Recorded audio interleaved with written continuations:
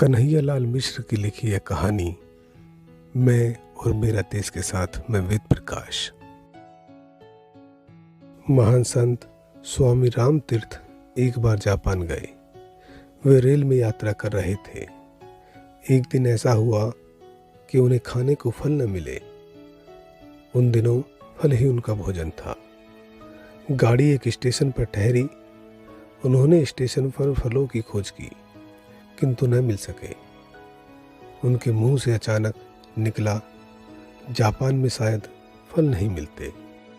एक जापानी युवक प्लेटफार्म पर खड़ा था। उसने यह शब्द सुन लिए और सुनते ही वह भागा हुआ गया और कहीं से एक टोकरी ताजे फल ले आया। उसने वे फल स्वामी राम तीर्थ को भेंट किए और कहा, लीजिए, आपको फलों की जरूरत थी। स्वामी जी ने समझा यह कोई फल बेचने वाला है। उन्होंने उससे फलों के दाम पूछे पर उसने दाम लेने से इनकार कर दिया। बहुत आग्रह करने पर उसने कहा, आप इनका मूल्य देना ही चाहते हैं तो अपने देश में जाकर किसी से यह न कहिएगा कि जापान में फल नहीं मिलते। स्वामी जी युवक का उत्तर सुनकर मुग्ध हो गए। उस युवक ने अपने इस कार्य से अपने देश का गौरव न जाने कितने बढ़ा दिया। इस गौरव की ऊंचाई का अनुमान दूसरी घटना सुनकर ही पूरी तरह से लगाया जा सकता है। किसी देश का एक युवक जापान में शिक्षा लेने आया। एक दिन वह सरकारी पुस्तकालय में कोई पुस्तक पढ़ने के लिए लाया। इस पुस्तक में कुछ दुर्लभ चित्र भी थे। इन चित्रों को उस युवक ने पुस्तक में से निकाल लिया और पुस्तक वापस कर दी। किसी जापानी विद्यार्थी ने उसे ऐसा करते हुए देख लिया और पुस्तकालय प्रभारी को इसकी सूचना दे दी। पुलिस ने तलाशी लेकर वे चित्र उस विद्यार्थी के कमरे से बरामद किए और उस विद्यार्थी को जापान से निकाल दिया गया। अपराधी को दंड मिलना ही चाहिए, पर मामला यहीं नहीं रुका और पुस्तकालय के बाहर बोर्ड पर लिख दिया गया कि पुस्तकालय में इस विद्यार्थी का प्रवेश तो वर्जित है ही, उसके देश के निवासियों का भी प्रवेश वर्जित है।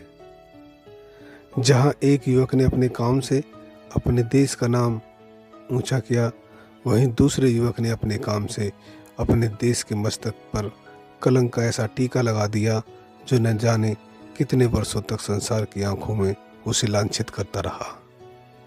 जब हम कोई हीन या बुरा काम करते हैं तो हमारे माथे पर ही कलंक का टीका नहीं लगता, बल्कि देश का सिर भी नीचा होता है और उसकी प्रतिष्ठा गिरती है। जब हम कोई श्रेष्ठ कार्य करते हैं तो उससे हमारा ही सिर ऊंचा नहीं होता, बल्कि देश का सिर भी ऊंचा होता है और उसका गौरव बढ़ता है। इसलिए हमें कोई ऐसा कार्य नहीं करना चाहिए जिससे देश की प्रतिष्ठा पर आंच आए।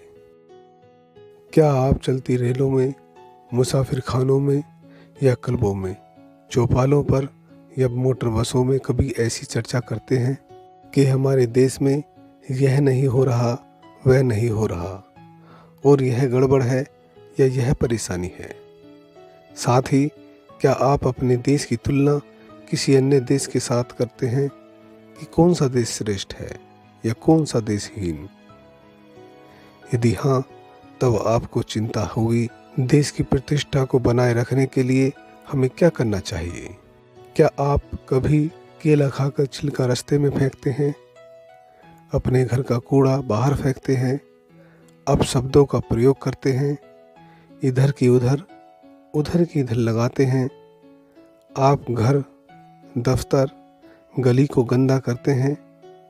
होटलों, धर्मशालाओं में, एक दूसरे ऐसे ही स्थानों में, जीनों में, कोनों में पीक थूकते हैं?